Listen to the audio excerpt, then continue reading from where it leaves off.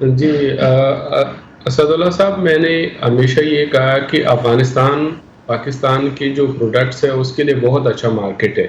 یہ ڈیسیجن طالبان کے آنے کے بعد فوراً لینا چاہیے، کیونکہ جب طالبان گورنمنٹ آیا تو افغانستان اور پاکستان کا جو بائلیٹرل ٹریڈ ہے وہ تھرو بینک ٹرانزیکشن نہیں ہو رہا تھا، تو اسی وقت بہت زیادہ ڈسٹرب ہو گئے۔ اور اگر آپ پاکستان صرف افغانستان مارکیٹ دیکھیں تو وہ 8 سے 10 ارب ڈالر کا مارکیٹ ہے اور ایک کنزیومنگ کنٹری ہے، اور پاکستانی پروڈکٹس کا وہاں پہ بہت بڑا ایک پہلے سے آلریڈی اسٹیبلش مارکیٹ ہے۔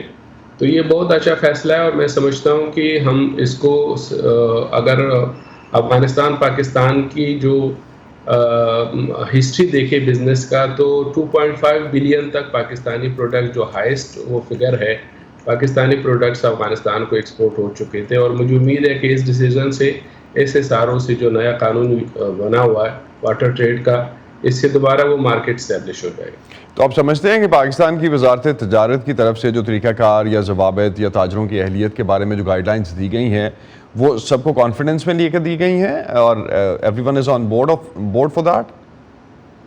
جی بالکل، اس میں ہم نے کافی ڈسکشن کیا بارٹر ٹریڈ پہ، تو پچھلے 1 ڈیڑھ سال سے ڈسکشن ہو رہا تھا۔ پہلے یہ ڈیسائیڈ ہو گیا تھا، یہ کوئٹہ چیمبر اور زاہدان چیمبر کے درمیان میں بارٹر ٹریڈ MOU سائن ہو گیا، اور انہوں نے یہ کیا کہ اسکرو اکاؤنٹ کی پیمنٹ سیٹلمنٹ جو ہے نا اسکرو اکاؤنٹ کے ذریعے ہونا چاہیے، جو وہ فیل ہو گیا۔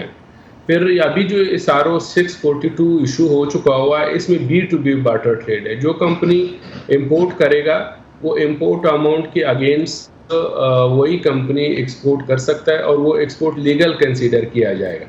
تو یہ میں سمجھتا ہوں کہ یہ بہت اچھا ڈیسیجن ہے، اور اس میں ساری جو بزنس کمیونٹی ہے جو چاہتے ہیں کہ ایک لیگل چینل کے ذریعے امپورٹ اور ایکسپورٹ ہو، اس کا سب کا سپورٹ اور حمایت حاصل ہے۔ تو آپ سمجھتے ہیں، آپ کا کوئی ایسٹیمیشن ہے اس حوالے سے، چونکہ آپ نے کہا کہ 1.5 سال سے اس پہ کام ہو رہا تھا، اسٹڈیز ہو رہی تھیں، تو اگلے سال میں ان ملکوں کے ساتھ تجارت میں کتنا اضافہ ہو سکتا ہے، پوٹینشیل کتنا ہے اس حوالے سے؟ مجھے لگتا ہے کہ جیسے میں نے پہلے بھی ذکر کیا ہے کہ افغانستان کو جو پاکستان کا ایکسپورٹ ہے وہ 2.5 بلین ٹچ کر چکا تھا ماضی میں۔ تو ابھی بھی افغانستان ایک کنزیومنگ کنٹری ہے، اور باقی دنیا سے افغانستان کے لیے امپورٹ بہت مشکل ہے۔ تو مجھے لگتا ہے کہ ابھی پاکستان نے بڑا اچھا ڈیسیجن لیا، اور اس کی وجہ سے پاکستان کر سکتا ہے کہ 2 3 4 ارب 5 ارب ڈالر تک جو پہلے بھی ٹارگٹ تھا کہ اپنا ایکسپورٹ کو بڑھا سکے۔ اور اس کے اگینسٹ جو افغانستان سے امپورٹ کر رہا ہے، آپ نے تو سنا ہوگا کہ نیوز میں پرائم منسٹر صاحب جو شہباز شریف ہے، انہوں نے کہا تھا کہ افغانستان سے کوئلہ جو ہم امپورٹ کریں گے وہ 2 سے 3 ارب ڈالر ہمیں فائدہ ہوگا۔ وہ فائدہ اس مد میں نہیں ہے کہ ریٹ میں کم ملے گا، اس میں یہ ہوگا کہ وہ پاکستان میں انرجی کے کرائسس ہیں، اور پاکستان کا جو سال میں 2 3 ارب ڈالر کول امپورٹ کرتا ہے باقی انڈونیشیا اور ساؤتھ افریقہ سے۔ تو یہ بارٹر ٹریڈ کے رزلٹ میں یہ افغانستان سے امپورٹ ہوگا، اور پاکستان کو باہر ڈالر نہیں بھیجنی پڑے گی۔ یہ پاکستان کے لیے بھی فائدہ ہوگا اور افغانستان کے لیے بھی ہوگا۔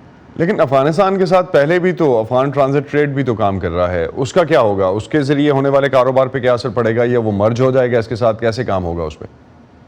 افغانستان میں ٹرانزٹ ٹریڈ جو ہے افغانستان کے لیے ہو رہا تھا وہ بہت زیادہ کم ہو چکا ہے۔ اس کا رزلٹ یہ ہے کہ افغانستان سے بینکنگ ٹرانزیکشن نہیں ہو رہے، اور جب بینکنگ ٹرانزیکشن پیمنٹ ٹرانزیکشن نہ ہو تو آپ کا امپورٹ جو باقی دنیا سے وہ مشکل ہے۔ تو افغانستان سینکشن کنٹری تو نہیں ہے، لیکن اسٹیٹ بینک آف افغانستان جو ہے اس کے ریزرو فریز ہو چکے ہیں، اور انٹرنیشنل جو ٹریڈ ہے اور جو بینکنگ ٹرانزیکشن ہے وہ افغانستان سے نہیں ہو رہے۔ تو مجھے لگتا ہے کہ یہ اس موقع پہ جو یہ فیصلہ لے چکا ہے پاکستان گورنمنٹ، یہ بڑا رائٹ ٹائم ہے، اور اس سے پاکستانی پروڈکٹس کا افغانستان میں بہت بڑا میجر شیئر پاکستانی پروڈکٹس کو مل سکتا ہے۔ ایک لاسٹ پہ اجمل، اگر آپ یہ بتا سکیں، جو بارڈر پہ اکثر ہم ایشوز دیکھتے ہیں، چونکہ زیادہ تر افغانستان کے ساتھ جو ٹریڈ ہوتا ہے وہ بارڈر کراسنگ سے ہو رہا ہوتا ہے، ٹرکس آ جا رہے ہوتے ہیں، اور اکثر ہم دیکھتے ہیں کہ بارڈر پہ یہ ٹرکس جو ہیں کسی بھی وجہ سے روکے جاتے ہیں دونوں سائڈز پہ۔ ان معاملات کو ایڈریس کرنے کے لیے کیا کیا گیا ہے؟ اس کے لیے کافی پہلے سے ڈیسیجن پاکستان گورنمنٹ لے چکا ہے۔ تورخم بارڈر کو اگر آپ دیکھیں وہ 24/7 ہے۔ اسی طرح اس کا ٹائمنگ جو ہے وہ بڑھایا گیا ہے، اور وہاں پہ جو سٹاف ہے وہ بڑھایا گیا۔ چمن بارڈر پہ ایسا ہی ہے، اور 2 اور بارڈر ہے جو غلام خان اور خرلاچی ہے. غلام خان بارڈر کو بھی ٹرانزٹ کے لیے پاکستان گورنمنٹ نے الاؤ کیا جو پہلے نہیں تھا, اور اس کی ٹائمنگ بھی بڑھایا گیا, 8 گھنٹے سے تقریباً 12-14 گھنٹے کام کر رہے ہیں. تو کافی حد تک جو وہ ایشوز ہے وہ ٹائم ٹو ٹائم ایڈریس ہو رہے ہیں, اور وہ حل کا راستہ جو ہے اس کے لیے نکال رہے ہیں. لیکن پھر بھی کیونکہ وہاں پہ انفراسٹرکچر نہیں ہے, ایشوز ہوتے ہیں, لیکن وہ اتنا بڑا ایشو نہیں ہے.